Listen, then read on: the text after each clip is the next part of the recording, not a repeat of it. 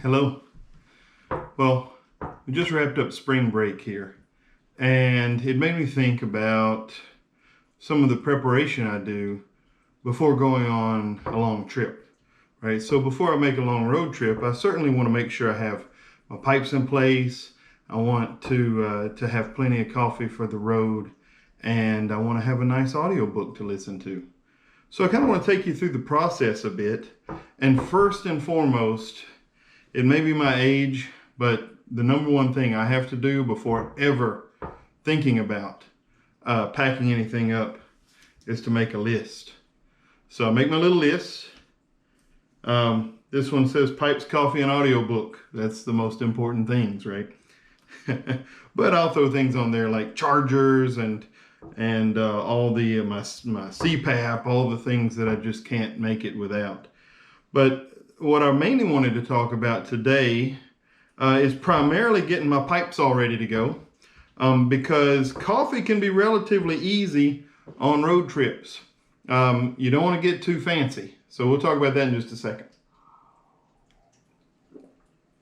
But the first thing I want to do is to talk about pipes. Now, for me, my car or my truck, it doubles as a family vehicle, a commuter vehicle, and also we take it on long road trips because it's a hybrid.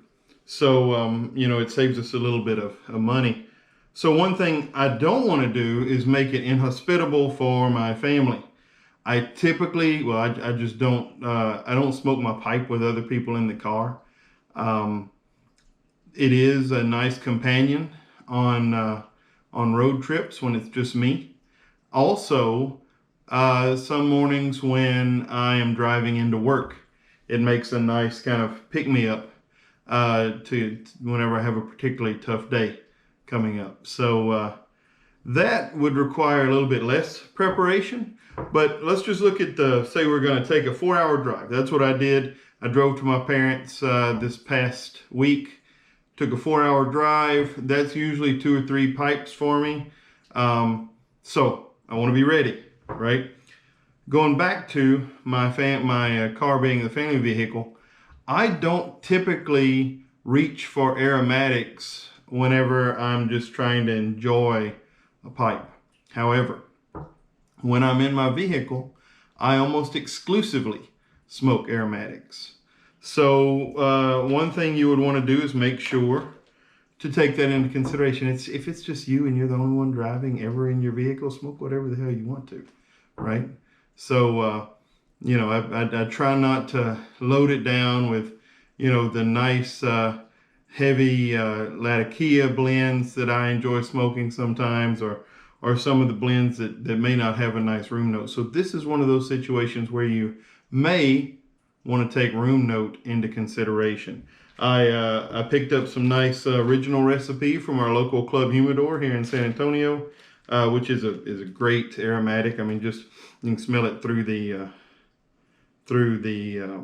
package, and it's Virginia based, so it doesn't have any of the kind of burley grossness that I don't love. Which if you love burley, get after it, man.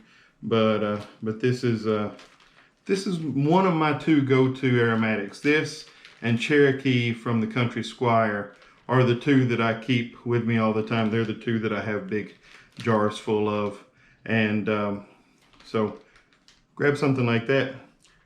The next thing is I always try to pack a couple pipes for the road that I don't have to be packing while I'm driving, right? Usually I can get a couple pipes in. It's a couple hours, depending on how much coffee I drank, before I have to stop. So you don't want to have to be, packing. Well, you certainly don't want to be packing your pipe or anything like that while you're driving. So what I do is I make these fun little things out of pipe cleaners. So if you straighten this thing out, it's just a pipe cleaner, right? I should have had a pipe cleaner on me, but So there's your pipe cleaner. And what I do is I'll start a little bit here and I'll roll her up. If you keep it between your fingers, it'll keep it nice and flat. Keep rolling. Different bowls have different diameters. The cool thing is you just poke this thing in as much as you want. So for your second pipe, what I do is I go ahead and pack my pipe. I'll do another video on pipe packing. This is one of those things I took extremely seriously whenever I first started smoking a pipe, because I thought there was one way to do it. And I've kind of developed a way that really I don't have to put a lot of thought into. I know what it feels like when it's packed correctly. So, pack my little pipe.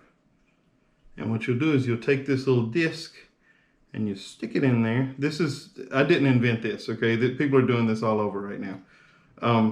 But what I like to do is, there I have my second pipe, okay? It's not gonna fall down. It's not gonna lose a bunch of stuff, but that's my second pipe, okay? First pipe could be a number of different things, and I wanted to, or actually both pipes, but you wanna be smart when you're picking your road pipe, okay? There's a couple things. Since I'm smoking aromatics, I typically don't smoke aromatics in pipes that I don't want to be ghosted. So I'm not rolling down the road in any of my Dunhills or Soyakapos. I pick up pipes like this nice Viking, which is a very good smoker, but it's a budget smoker. You know, this isn't a super high-end Peterson's, or a corn cob. The perfect application for a corn cob.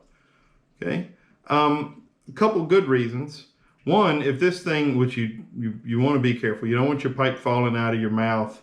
You don't want a lap full of ash while you're driving down the road. That's generally not a good thing. Okay, but if something happens after you switch from your first pipe to your second pipe, right? This one falls down into the floorboard. Gets around your feet or whatever, you're not freaking out because you have a because you have a $150, $200 pipe rolling around in the floorboard. The other thing that I like to think about is the length of the pipe and a little bit of bend. So if I'm driving down the road, it's Texas, okay? It's not as bad as like Louisiana roads, but you know, you get little bumps here and there, right? So if you have a longer pipe and you're hanging or clenching and you're driving down the road like this is a Bing, right? I mean, this is a 7+ inch pipe. It looks really nice, but as you're going down the road, it's going to be moving a lot more, right? You don't want that. You want something that's going to kind of stay put. So stay in the 5.5 to 6 inch range. Really, most of the pipes you're going to find, and I find that a little bit of a bend also helps with the hanging, okay? So there's the pipes. I've picked my pipes. I got some of my less expensive pipes I'm going to smoke. I put my aromatic in there because I don't want my car to smell horrible. Well, it may smell fine to me. I don't want it to smell horrible to people other than myself. And I'm going to have to light a pipe. Well, there's a couple things you have to think about here as well. Okay, imagine you're going down the road. You need at least one hand, okay, on the steering wheel all the time. Don't go, you know, putting your knee on there and trying to do things. Okay, you get pretty decent. You know, if you have your pipe, you get pretty decent at maybe, you know, doing some tamping, right? But you can't light it with a match. Stay away from matches while you're driving. There's a couple reasons. One, you drop a match in your lap, it's going to, you know, that's not always fun either. I typically take my old boy because I don't really have to worry about wind. If I'm cruising with my windows down and it's going to be windy, I may move to a Zippo. Okay, but both of those can be opened and lit with one hand.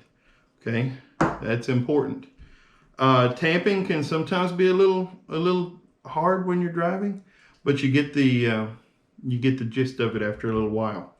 So with that, you know, the other thing you want to do, always fill your lighter beforehand. You don't want to run out of fuel. So, you know, you fill your butane if you're rolling with an old boy or a similar one, or your naphtha-based stuff here, your Zippo fuel, if you are taking your Zippo. Not off pipes yet, okay? Because you're going to create some waste. You're going to need to clean up. The one thing that I end up doing, and I have pants that have a little spoon-shaped thing, because my tamper, you're going to want to clean your tamper up, and you're going to want to wipe down your pipes. So what I typically do is I'll take a paper towel, put it in one of these. I reuse these for all kinds of things. Okay, the cigar shops that you typically buy most of your pipe and tobacco stuff in, they give you these. Great for all kinds of things. Reuse, reduce, recycle, right? So the other thing that this does, or other bags do, keep one of these around, because I don't want to see you throwing any garbage out, right? Don't take your if your pipe starts gurgling and you have to run a pipe cleaner down it, don't be throwing your pipe cleaner on my Texas roads, right? We have that Don't Mess with Texas campaign, right? Also with your ashes, these little tins that come with most of the Cornell and Deal blends are great for throwing some ashes in, or even using as garbage. They don't spill, so there's a lot of options for garbage. So you are set with pipes at this point, right? We're good to go. You should be able to get a couple pipes in. You need to stop when if you go to the rest stop or someplace like that. You can fill up however other ones you need. If you have another 2 hours ahead of you, pack another first pipe, and then do the little trick with your second pipe again. It's important to take a break every once in a while. Secondly, I don't mind drinking some coffees on the road, but I would rather drink the coffee I make at home. So I have the original Big Stanley, right? I mean, this is the one that my dad took to work. Not this very one, but this is the same kind that my dad took to work. My grandfather had a version of this that I remember him taking out on the deer stand, full of some of the worst coffee I've probably ever drank. But I make my coffee at home, and then I load up a full pot in this thing. Okay, and then I even have another cup going. So I have my travel mug that I bring, which is important. It keeps your coffee warmer longer than if you have, just the regular styrofoam cup. And that's the main thing I do. I like to get a whole pot of coffee for the road. There are places to stop that's okay, right? I mean, I found that there's McDonald's all over, and McDonald's actually has decent coffee. The other thing you want to do, if you are one that puts things in your coffee, I drink my coffee black. It makes things just a lot easier, but you don't want to be pouring coffee, mixing your things in there, stirring it up while you're driving down the road. So what I would do,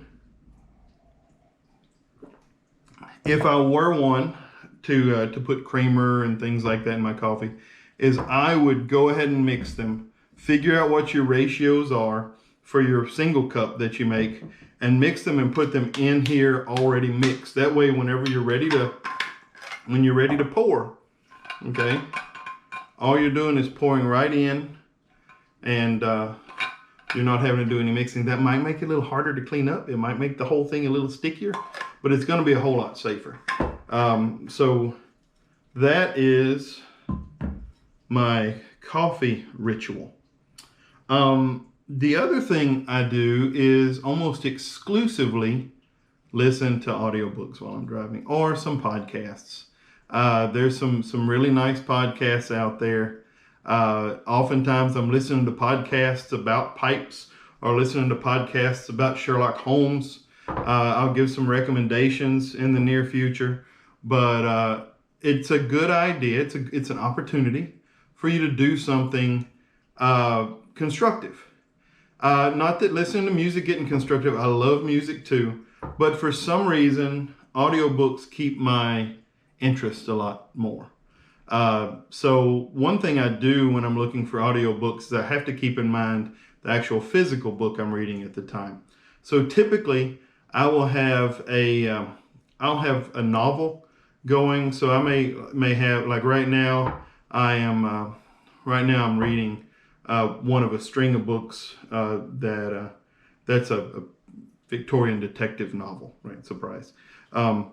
But when I'm listening to an audiobook at the same time, I have trouble sometimes intertwining the stories if I'm listening to another Victorian detective novel, even if it's another bit of fiction. So what I tend to do is either listen to fiction and read nonfiction, or read fiction and listen to nonfiction. So now, like, I'm reading that book, and I'm also listening to Walter Isaacson's biography of Benjamin Franklin, which is long.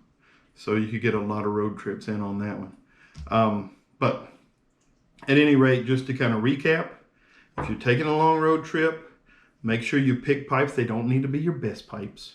Make sure you pick pipes that, if one falls into the floorboard, hey, you're not going to have you're not going to pull over and have a giant fit. You just leave it there until you can pull over.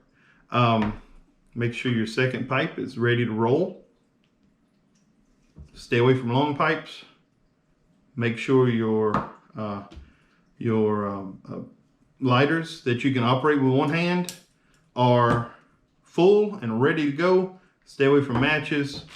Make sure you take some things to throw your garbage in so that when you stop at that rest stop, you can empty them.